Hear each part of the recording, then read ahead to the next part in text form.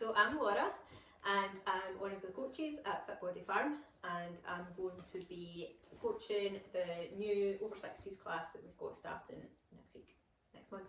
Cool. So tell us what experience have you got working with this kind of age group before? So about 5.5 years worth. Not well, yes, it is age group specific, but it's more when I was studying, I did some volunteering with the council with a thing called Lean Project, and so I was studying fitness, health, and exercise, basically focused on the fitness side of it, and then the more I learned about the health side, I realised that's probably more what I was interested in. So the volunteering was really good at sort of getting your foot in the door with that. I then went to Glasgow Uni and did a separate course on GP referral. So that's about coaching people with long-term medical conditions on maybe specific medications that make them more of a high-risk population in an exercise class. And the reality of that is the majority of those people are 60 plus or older population.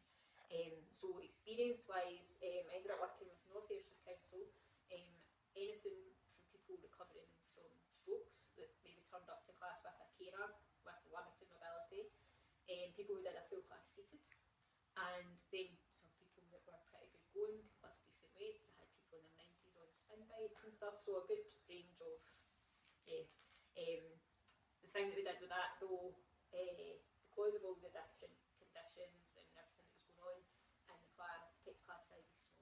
So it's really good to be able to have a person-centred approach. We could have somebody over there not able to do what the rest of the group's doing, you're able to deal with them and everybody's able to work at their pace. Cool, good. Sound like you're a good candidate for the job, Laura. Absolutely, you've got it. So, like, what would you say is the benefits for somebody in this kind of age group of taking up a kind of consistent exercise program?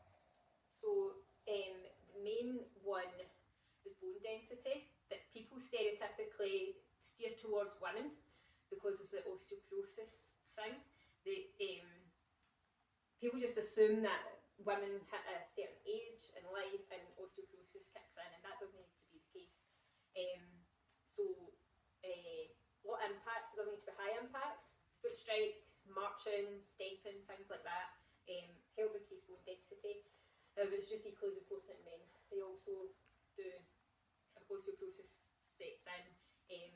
It's just it happens 10, 15 years later than what it does in women. So women tend to be still at a bit more active stage in life, so the emphasis is always on them. But men just as importantly.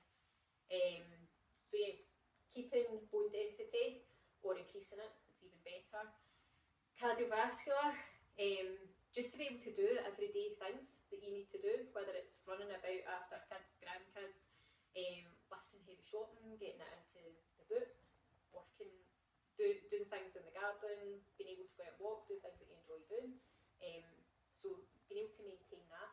Really just to be able to live unassisted for as long as you can, like climbing stairs in your house and doing your cleaning. Like, I change my beds and I'm a wee bit event, so like just things that need done day to day. And then, no, to put a downer on it, but it could be you have to look after a partner, you have to be able to do moving and handling within your own house, things like that. So yeah, just keeps you going a wee bit longer. Cool. So people coming to the class might feel a little bit apprehensive and nervous about it, maybe haven't set foot in this kind of environment before. Can you tell us a little bit about what a class might involve? Yeah, so warm-ups, we would just like brush over it. There'll be a lot of time spent on that, getting everybody ready and good to go. Probably a bit balance focused as well. Again, balance is something that deteriorates with age, but will only improve if you challenge it. So we'll do that, and we'll progress on it as well. So every week, everyone will have their own wee challenge. Like I maybe wasn't mentioning that a couple of weeks ago. They'll see themselves getting a wee bit further. From there, we'll lead into what we'll call it the main part of the session. It might be a circuit or whatever. That's where we'll use probably steps that I mentioned already, stepping up and off, some weights. Again, that would be based on, I'm assuming some people can lift some decent weights, that would be encouraged. But nobody, there's no pressure to do anything.